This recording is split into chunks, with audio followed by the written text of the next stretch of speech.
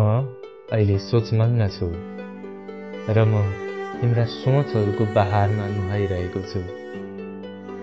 हातमा कलम छ, साथमा कोरा पन्ना छ। कोरा पन्ना भरि तिम्रो मुहार बनेको छ।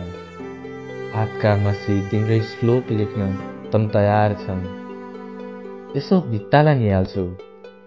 गुलाबी भित्ताहरूले तिम्रै प्रेमको गीत गाइरहेछन्। भित्तामा टाँगिएको तिम्रो हातबाट बनेको फूल र फूलदानीको चित्रले तिम्रै अस्तित्वलाई परिभाषित गरिरहेको छ। मेरो छेउमै दराज छ, जहाँ केही पुस्तकहरूले मलाई हेरिरहेका छन्।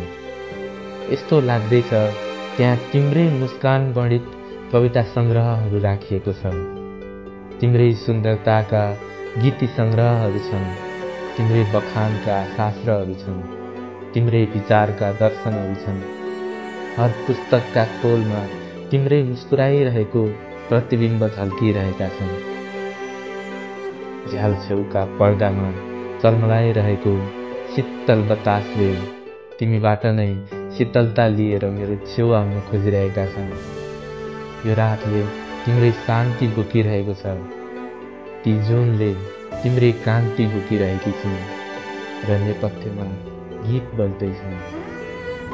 तिमीलाई म के भन्नु, फूल भनौ कि जुन भनौ, तिमीलाई म के भन्नु।